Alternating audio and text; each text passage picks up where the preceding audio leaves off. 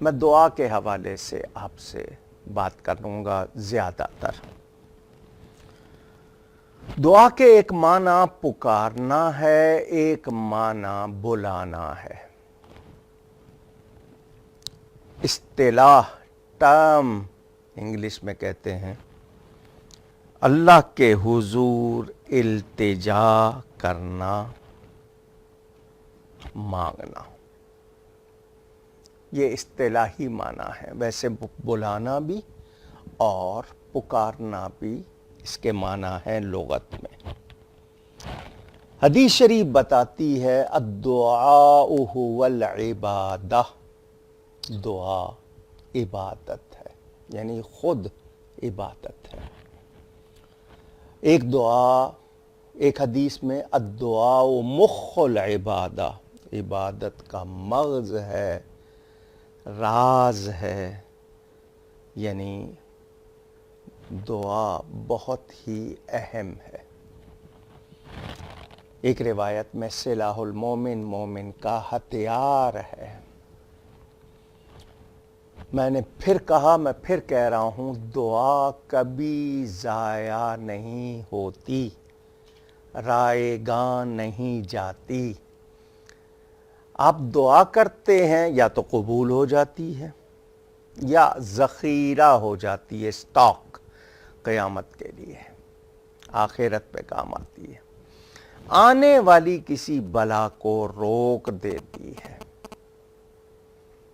یا آپ کے لیے کوئی فائدہ دنیا میں ہو جاتا ہے۔ ہم دعائیں کرتے ہیں ہم اپنی سمجھ کے مطابق، اللہ تعالیٰ فرشتے سے فرماتا ہے یہ جو بندہ مانگ رہا ہے اس کو یہ نہ دینا، میں نے اس کے لیے اس سے بہتر رکھا ہے۔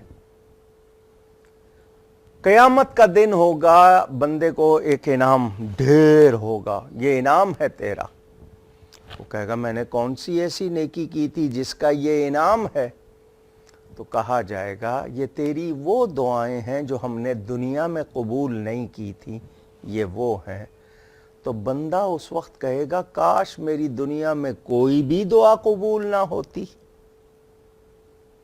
مجھے آج ہی ملتا جو کچھ ملنا ہے۔ تو وَكَانَ الْإِنسَانُ عَجُولًا، انسان بڑا جلد باز ہے۔ مجھ دعا قبول نہیں ہو رہی، تو نہ ہونے کی وجہ بھی ہے۔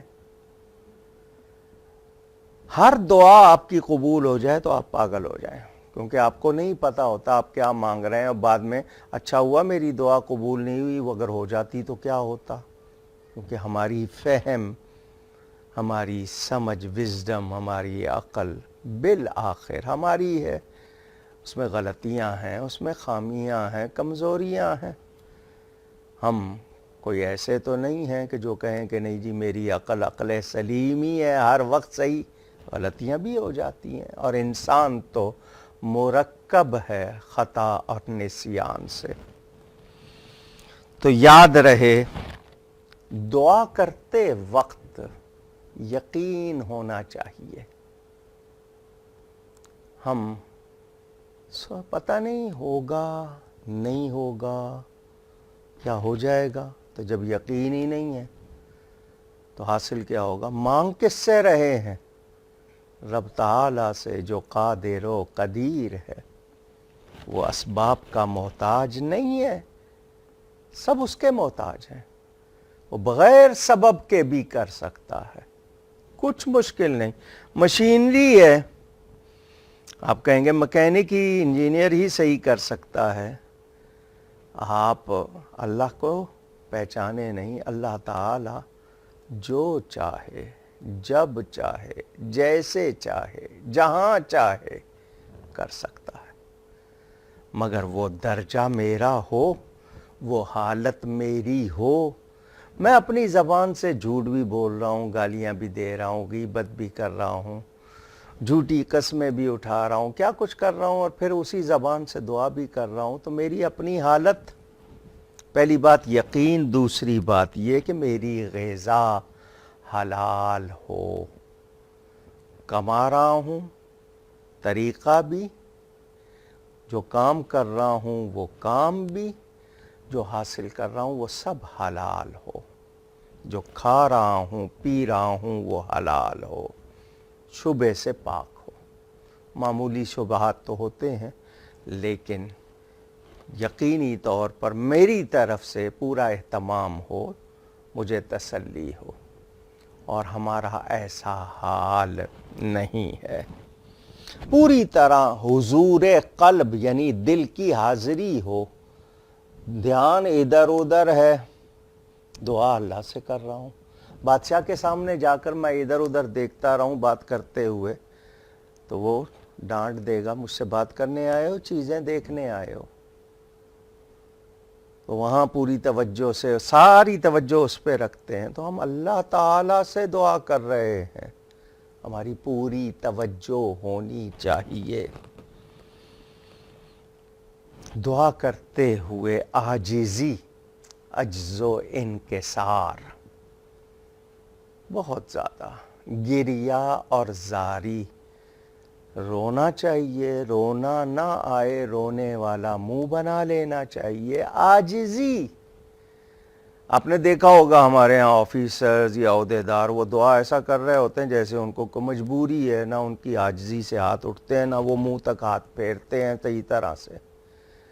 عاجزی ہونی چاہیے، اور جتنی دیر دعا میں رقت آتی ہے، ہمارے ہاں اعلان ہوتا ہے رقت انگیز، رقت آمیز دعا کی جائے گی، تو کیا پہلے سے پلاننگ کی ہوئی ہے؟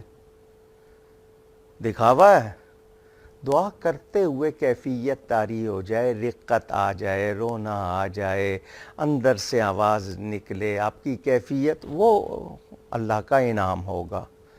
باقی یہ اشتہاری دعا یہ میری سمجھ میں نہیں آتی، اللہ مجھے بچائے۔ میں کسی پر اعتراض نہیں کر رہا، لیکن دعا کے آداب بھی ہیں، دعا کس طرح کرنی چاہیے، ہاتھ کس طرح اٹھانے چاہیے۔ یہ نشستوں میں انشاءاللہ اس طرح باتیں کرتا رہوں گا۔ میں نے پھر کہا یہ نشست آپ سے رابطے کے لیے ہے کہ آپ کے سوال ہوں تو آپ سوال بتائیں، میں جواب دوں گا، اور آپ کے ساتھ وقت جو گزرے گا اس میں کچھ فائدے مجھے بھی ہوگا، آپ کو بھی ہوگا،